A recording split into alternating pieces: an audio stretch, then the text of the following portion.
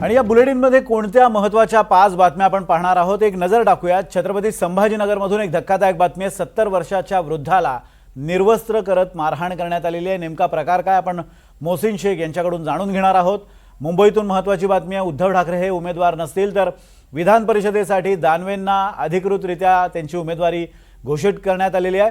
त्यामुळे नाराज झालेल्या काँग्रेसने सुद्धा उमेदवार देण्याची तयारी चालवली आहे। नेमकं पडद्यामागे काय घडतंय जुई जाधव यांच्याकडून आपण जाणून घेणार आहोत।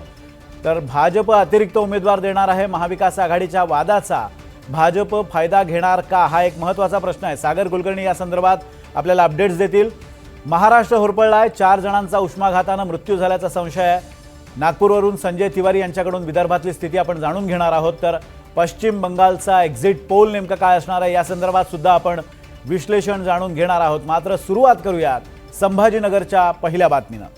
संभाजीनगर जिल्ह्यातील गंगापूर तालुक्यामध्ये एक भयानक घटना घडली आहे। 70 वर्षांच्या एका वयोवृद्ध व्यक्तीला निर्वस्त्र करत संपूर्ण गावकऱ्यांसमोर बेदम मारहाण करण्यात आली आहे। भीमराज साळुंके असं पीडित व्यक्तीचं नाव असून त्यांचा मुलगा सचिन साळुंके आणि त्याच्या बायकोमध्ये वाद झाला होता। या वादानं भयानक वळण घेतलं असून मुलीकडच्यांनी साळुंकेंच्या घरावर हल्ला करत जाळपोळही केली आहे।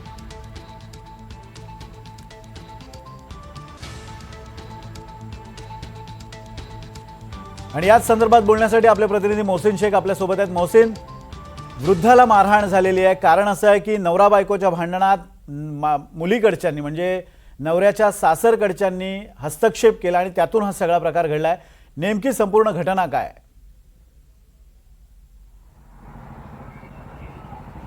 अत्यंत माणुसकीला काळीमा फासणारी ही सगळी घटना आहे। कौटुंबिक वाद होता।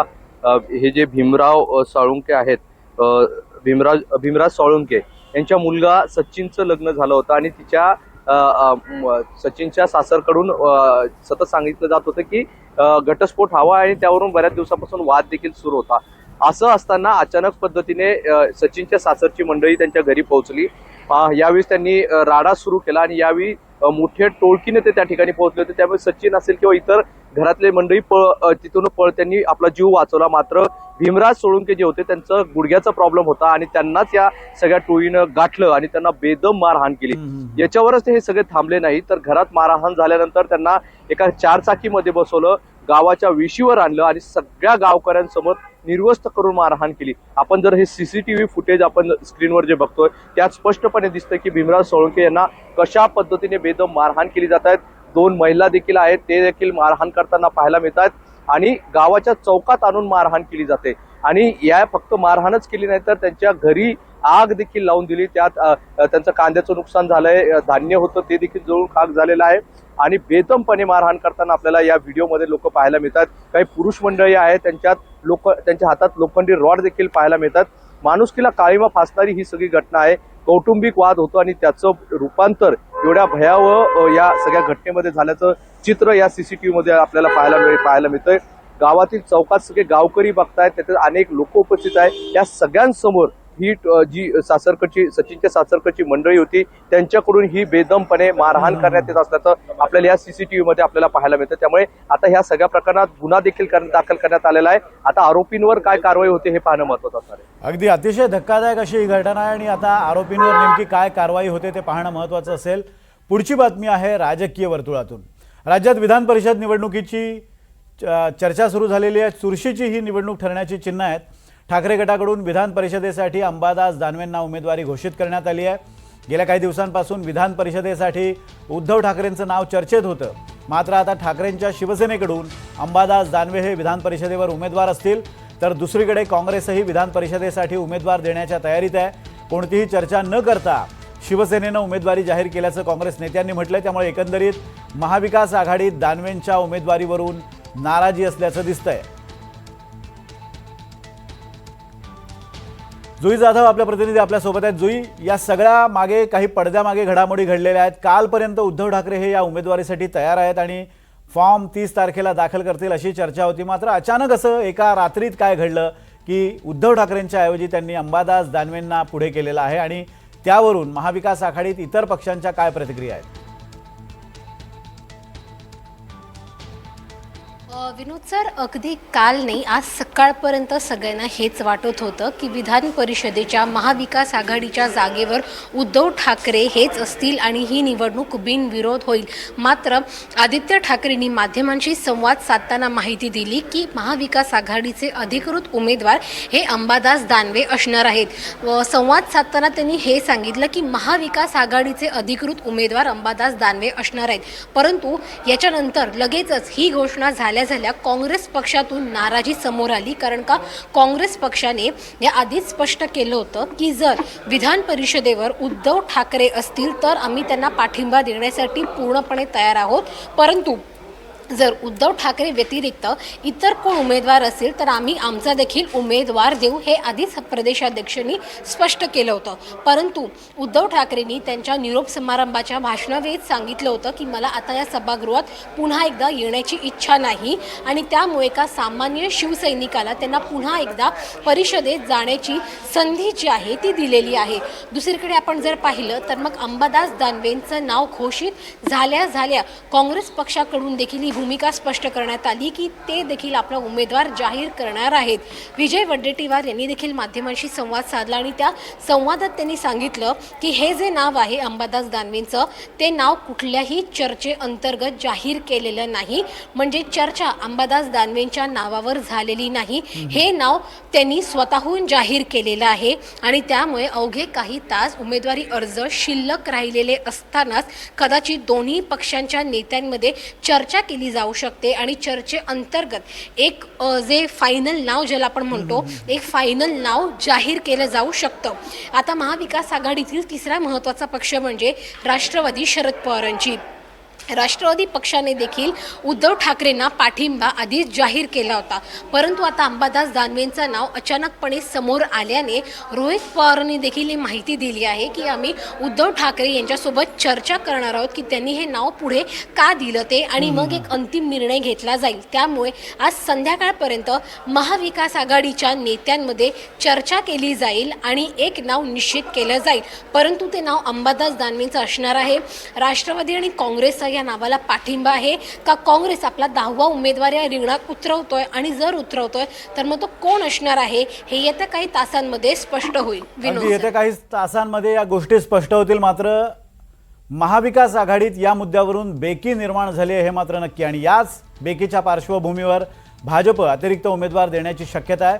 उद्धव ठाकरे हे उमेदवार नसल्यानं महाविकास आघाडीत अंतर्गत वाद रंगण्याची चिन्ह आहेत आणि त्याचा अचूक फायदा घेण्याचा भाजपचा प्रयत्न आहे. अतिरिक्त उमेदवार देण्याबाबत भाजपा केंद्रीय पक्ष पातळीवर चर्चा करण्याची शक्यता आहे. राष्ट्रवादी आणि भाजपनं सहमतीनं अतिरिक्त उमेदवार दिल्यास निवडणूक बिनविरोध होण्याची शक्यता कमी आहे.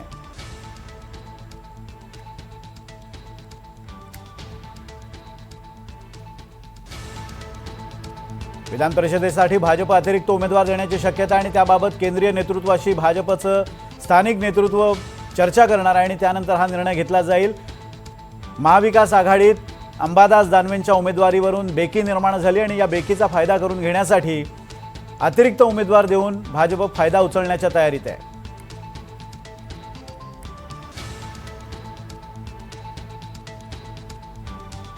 आणि याच संदर्भात बोलण्यासाठी आपल्यासोबत आपले प्रतिनिधी सागर कुलकर्णी आपल्यासोबत आहेत. सागर, भाजप आता या सगळ्या परिस्थितीचा फायदा उचलण्याच्या प्रयत्नात आहे. खरंच भाजप उमेदवार देण्याचा सिरियसली विचार करते का? आणि दुसरं म्हणजे तसा उमेदवार दिला तर भाजपचा प्लान बी काय असू शकतो? विनोद, महाविकास आघाडीकडनं अंबादास दानवे हे जर उमेदवार असतील तर अर्थात काँग्रेसने सुद्धा उमेदवार देण्याची भूमिका घेतलेली आहे. अर्थात एक जागा जिंकण्यासाठी संख्याबळ आहे, पण तरी देखील त्यांचे आघाडीचे जर 2 उमेदवार असतील तर मात्र परिस्थिती असं दिसून येते की भाजप हा अतिरिक्त उमेदवार जो भाजपाचा उमेदवार असेल तो राष्ट्रवादी काँग्रेस, अजित पवार आणि भाजप यांच्या अतिरिक्त मतांच्या साह्यावर जिंकून येईल असं गणित केली जातील. आणि विशेषतः प्राधान्यक्रम जे असेल मतांचं त्याच्यावरचं राजकारण जे आहे त्यात विशेष देवेंद्र फडणवीस हे जास्त प्रावीण्य आहे. यामुळे जर महाविकास आघाडीमध्ये 2 उमेदवार असतील तर भाजप अतिरिक्त एक उमेदवार देऊन भाजप ही जागा जिंकण्याची शक्यता अधिक वर्तवली जाते. वास्तविकतेत उद्धव ठाकरे उमेदवार असतील तर कदाचित ही निवडणूक बिनविरोध झाली असती. पण अंबादास दानवेंचं नाव समोर आल्याने महाविकास आघाडीमध्येच जी काही धुसफूस समोर येते त्याचा फायदा भाजप घेण्याच्या तयारीत आहे. अर्थात भाजपला केंद्रातल्या पक्षश्रेष्ठींच्या नेत्यांचं ग्रीन सिग्नल लागेल आणि त्यानंतरच ही उमेदवारी अधिकृतरित्या याबाबतच्या घडामोडी उद्या दिवसभरात घडतील असं सांगितलं जातं. आज भाजपच्या वतीने 5 उमेदवार ऑलरेडी जाहीर केलेले आहेत. यामुळे त्यांचा जो अतिरिक्त उमेदवार असेल त्याचं नाव काय असेल, तो कोण असेल, राष्ट्रवादी काँग्रेस आणि भाजप यांच्या सहमतीने पक्षचिन्हाच्या ऐवजी अन्य उमेदवार द्यावा का अशा स्वरूपाची चर्चा होईल आणि त्यानंतर याबाबतचा अंतिम निर्णय घेतला जाईल. दिल्लीतल्या पक्षश्रेष्ठींकडनं ग्रीन सिग्नल मिळाल्यानंतर याबाबतची घडामोडी घडतील. पण कुठे ना कुठेतरी स्पष्ट आहे की उद्धव ठाकरे हे उमेदवार नसणं यामुळे महाविकास आघाडीमध्ये जी धुसफूस वाढली आहे त्याचा कदाचित फायदा महायुती म्हणून भाजप घेऊ पाहत आहे. आणि जर महाविकास आघाडीकडनं 2 उमेदवार येत आहेत तर नक्कीच भाजपच्या वतीने महायुतीच्या वतीने एक अतिरिक्त उमेदवार दिला जाईल आणि त्याचा फायदा मतांमध्ये रूपांतरित करून भाजप स्वतःच्या पदरात अजून एक जागा पाडून घेईल असं म्हटलं जातं. धन्यवाद सागर दिलेल्या अपडेट्सबद्दल. आपण बघतोय की भाजप आता या सगळ्या परिस्थितीचा फायदा कसा उचलते, कारण यापूर्वी सुद्धा अनेकदा असे अशक्यप्राय विजय भाजपनं प्राप्त केलेले आहेत. त्यामुळे या निवडणुकीत सुद्धा त्याचीच पुनरावृत्ती होणार का हे पाहणं महत्त्वाचं असेल. आणि आता बातमी पश्चिम बंगालमधून आहे. पश्चिम बंगालमधील निवडणुकीच्या दुसऱ्या टप्प्यातील 142 जागांसाठी मतदान पार पडते. अनेक ठिकाणी मतदारांच्या लांबच लांब रांगा दिसून आल्यात. दुपारी 3 वाजेपर्यंत 78% मतदान पार पडलंय. राज्याच्या निवडणूक इतिहासात अशा प्रकारचा कल पहिल्यांदाच पाहायला मिळतोय. निवडणुकीच्या दुसऱ्या टप्प्यातील सर्वात अटीतटीची लढत ही भवानीपूर मतदारसंघात होण्याची अपेक्षा आहे. हा मुख्यमंत्री ममता बॅनर्जी यांचा मतदारसंघ आहे. पहिल्या टप्प्यात पश्चिम बंगालमध्ये 90%पेक्षा अधिक मतदान झालं आणि आता थोड्याच वेळात NDTV मराठीचे एक्झिट पोलचे आकडे सुद्धा येणार आहेत. त्यामुळे आपल्याला अंदाज येऊ शकेल की नेमकी काय स्थिती पश्चिम बंगालमध्ये आहे.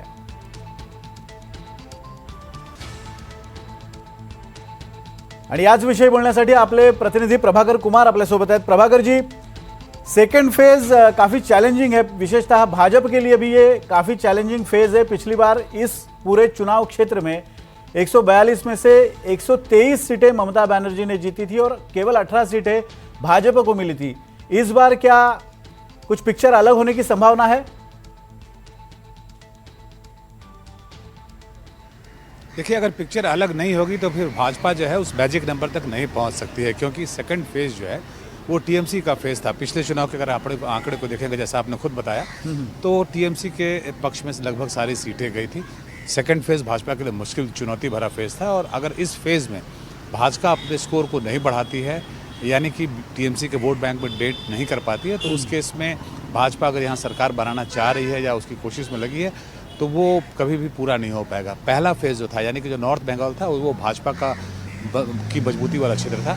वहाँ पिछली बार भी भाजपा ने अच्छा किया था. इस बार भी उम्मीद है कि वहाँ अपनी टैली को बढ़ाएगी. लेकिन इस बार ये फेज जो है काफ़ी चुनौतीपूर्ण फेज है. देखिए, यहाँ पर चाहे आप कलकत्ता की बात करें, चाहे आप हावड़ा की बात करें, चाहे आप 24 परगना नॉर्थ की बात करें, 24 परगना साउथ की बात करें, ये सारे मुस्लिम बहुल क्षेत्र हैं और यहाँ पर टीएमसी जो है अच्छा प्रदर्शन करते आई है.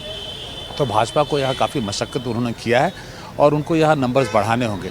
ओवरऑल अगर आप देखेंगे, पूरे बंगाल चुनाव की बात आप करेंगे, तो यहाँ पर जो महिला मतदाता हैं उनके ऊपर सभी लोगों ने फोकस किया है, क्योंकि महिलाओं को टीएमसी सरकार यानी कि ममता सरकार जो है वो 1750 रुपये, जैसे अपने यहाँ लाडली बहना योजना है, वैसे ही यहाँ पे एक योजना चलती है जिसके तहत उनको 1750 रुपये हर महीने देती है, जिसके चलते महिलाएं जो है वो बहुत बड़ी संख्या में, चाहे वो हिंदू हों या मुस्लिम हों, वो टीएमसी के साथ खड़ी दिखती है. भाजपा ने हालांकि प्रॉमिस किया है कि हम 1700 के बदले 2500 देंगे, लेकिन उनके सामने ये है कि एक जो है वो उनके अकाउंट में पैसे डाल रहा है, दूसरा प्रॉमिस कर रहा है. तो वो क्या वो उस प्रॉमिस के पास जाएंगी या फिर जो पैसे मिल रहा है उसके साथ जाएंगी? तो मुस्लिम महिलाओं को रिझाने के लिए भाजपा ने और टीएमसी ने दोनों ने बहुत कोशिश की है और महिलाएं जिस तरफ जाएंगी वही उसका पलड़ा भारी होगा और वही अगली सरकार यहाँ पर बनाएगी. कुल मिला के जो ये पूरा क्षेत्र है ये चुनौतीपूर्ण इसलिए भी था क्योंकि यहाँ लॉ एंड ऑर्डर की समस्या बहुत ज़्यादा थी. चाहे खासकर आप बात करें नॉर्थ 24 परगना की, तो वहाँ पे हर बार चुनावी हिंसा देखने को मिला है. लेकिन इस बार 1-2 झड़प को छोड़कर कहीं भी कोई बड़ी घटना नहीं हुई. तो बंगाल का जो चुनावी हिंसा का इतिहास रहा है, अगर उसके लिहाज से आप देखेंगे तो कुल मिला के पूरा मतदान शांतिपूर्ण रहा. हालांकि अभी आधे घंटे और 45 मिनट और बचे हैं, 6 बजे तक मतदान चलेगा. तो 6 बजे तक हम ये उम्मीद कर रहे हैं कि मतदान जो है वो शांतिपूर्ण जाएगा. जी जी प्रभाकर जी, पूरी जानकारी के लिए शुक्रिया। आपण बघतोय की पश्चिम बंगालमध्ये काटेकी लढत आहे, काटेकी टक्कर आहे असं म्हणता येईल, कारण पश्चिम बंगालमध्ये ममता दीदींचा गड भाजप यंदा खालसा करणार का याकडे अवघ्या देशाचं लक्ष लागलंय आणि या निवडणुकीचा निकाल पुढच्या राजकारणावर परिणाम करणारा ठरणार आहे, त्यामुळे या निवडणुकीकडे लक्ष असणार आहे। आज संध्याकाळी 7 वाजता याच संदर्भात NDTV मराठीवर आपण एक्झिट पोल ऑफ पोल पाहू शकणार आहात। नेमकं पश्चिम बंगालमध्ये काय घडणार आहे, त्याचबरोबर तामिळनाडू आणि इतर सगळ्या राज्यांमध्ये काय स्थिती असू शकेल या संदर्भातला हा सविस्तर सर्वे आहे। नेमकी कुणाची सरशी होणार याचा अंदाज या पोलच्या माध्यमातून तुम्हाला येऊ शकेल, त्यामुळे 7 वाजता तुम्ही हा पोल नक्की पहा।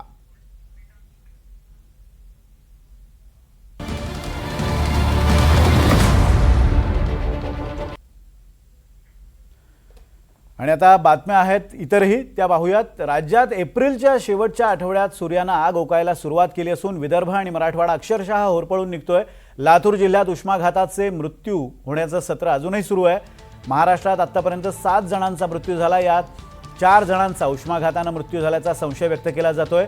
1 जानेवारीपासून राज्यभरात 90 जणांना उन्हाचा प्रचंड त्रास झालाय। संजय तिवारी आपले प्रतिनिधी या संदर्भात आपल्याला अधिक अपडेट्स देणार आहेत। संजय, उष्माघाताचे रुग्ण सातत्यानं सापडत आहेत, आता हा आकडा जवळपास 90 पर्यंत गेलेला आहे। त्यापैकी आज असं कळतंय की 7 जणांचा मृत्यू झाला, त्यापैकी 3घांचा मृत्यू हा उष्माघातानं झाल्याचं कळतंय, पण 4 जणांचा मृत्यू हा उष्माघातानं झालाय की नाही याबद्दल थोडीशी साशंकता आहे। एकूणच पुढच्या काही दिवसातलं तापमान पाहता काय स्थानिक स्तरावर तयारी करण्यात आलेली आहे उष्माघाताचे मृत्यू किंवा उष्माघाताचे रुग्ण रोखण्यासाठी? सर, जसं आता आपण म्हणालात की उष्माघाताचे जे काही बळी आहेत, संशयित बळी आहेत, ते उष्माघाताचे आहेत अथवा नाही हे डिक्लेअर करायला, घोषित करायला प्रशासनाला वेळ लागतो। त्यामागे कारणंसुद्धा आहेत, कारण हे जे उष्माघाताचे जे रुग्ण मिळतात ते रस्त्याच्या कडेला किंवा आणखी अन्यत्र कुठेतरी असे बेवारस अवस्थेत मिळतात। कित्येकदा ते अनोळखी असतात आणि त्यांचा परिचय काय आहे ते प्रशासनाला जाहीर करायला किंवा शोधायला वेळ लागतो। नागपूरचं जर बोलायचं झालं तर गेल्या 15 दिवसामध्ये अशा 10 अपरिचित अज्ञात लोकांचे मृतदेह सापडले आहेत, जे काय आहेत, कोण आहेत, कुठून आले होते माहिती नाही, पण रस्त्याच्या कडेला, उड्डाणपुलाच्या खाली किंवा एखाद्या मोकळ्या मैदानामध्ये हे मृतदेह सापडले आणि असा संशय व्यक्त करण्यात येतो आहे की हे जे मृतदेह आहेत ते संशयित उष्माघातामुळे त्यांचा मृत्यू झाला असावा। पण सरकारला किंवा प्रशासन व्यवस्थेला ते जाहीर करायला थोडा वेळ लागतो आहे, कारण त्यांच्या पोस्टमॉर्टममधून तसं जाहीर करता येत नाही, नंबर 1, आणि नंबर 2 म्हणजे ते त्यांना काही मेडिकेशन मिळत होतं का उष्माघाताचं, ते सुद्धा समोर येण्याची काही परिस्थिती नाही आहे। त्यामुळे नागपूरसह तशी परिस्थिती अन्यत्र आहे। त्यामुळे जसं 90चा आकडा सांगितला जातो आहे तो कितीतरी जास्त असण्याची भीती आहे। पण महत्त्वाचं म्हणजे की हवामान खात्याने NDTV मराठीला हे सांगितलं आहे की पुढील 3 मेपर्यंत 2 डिग्रीने महाराष्ट्राचं तापमान जे आहे ते खाली येण्याची शक्यता आहे। विशेषतः विदर्भामध्ये जसं आपण काल पाहिलं की अकोला आणि अमरावतीमध्ये 45.2 झालं होतं, ते 3 मेपर्यंत 43पर्यंत जाईल आणि नागपूरचं जसं 44.4 होतं ते 42.4 पर्यंत जाईल असं हवामान खात्याचं म्हणणं आहे। मात्र आज दुपारी 2:30 वाजताची जर आपण आकडेवारी बघितली तर नागपूरचं तापमान 44.4 पासून 43.4 गेलं आहे। अर्थातच 6 वाजता काय फायनल आकडेवारी येते त्याकडे सर्वांचं लक्ष आहे, पण एकूणच हवामान खात्याने जे अंदाज वर्तवला आहे तो कितपत खरा होतो याकडे लक्ष आहे। पण उष्माघाताची परिस्थिती नक्कीच चिंताजनक आहे आणि त्याच वेळेला एक चांगली गोष्ट म्हणजे 1 मे पासून नागपूर जिल्ह्यात शाळांना सुट्टीला घोषित करण्यात आलेली आहे। इतर जिल्ह्यामध्ये जवळपास तशीच परिस्थिती आहे, त्यामुळे येणाऱ्या आठवड्यामध्ये काय परिस्थिती असेल ते पाहावं लागेल। पण जाता जाता एवढं सांगतो की हवामान खात्याचं जे म्हणणं आहे की यापुढे सुद्धा मे महिन्यामध्ये फारशी मोठी उलाढाल असणार नाही आणि टेम्परेचर हळूहळू वाढत जाईल। आता हवामान खात्याने ते म्हटलं आहे, पण नक्कीच काय परिस्थिती राहील ते पाहावं लागेल। अगदी हवामान खात्याचा जरी अंदाज असला तरी पुढच्या काही काळात उष्णता कमी होऊ शकते आणि त्याचा प्रत्यय आज आलेला आहे। नागपूरमधलं तापमान 1 अंशानं घटलेलं आहे, त्यामुळे पुढच्या काळात कदाचित परिस्थिती आवाक्यात येईल अशी शक्यता वर्तवली जाते। धन्यवाद संजय दिलेल्या अपडेट्सबद्दल।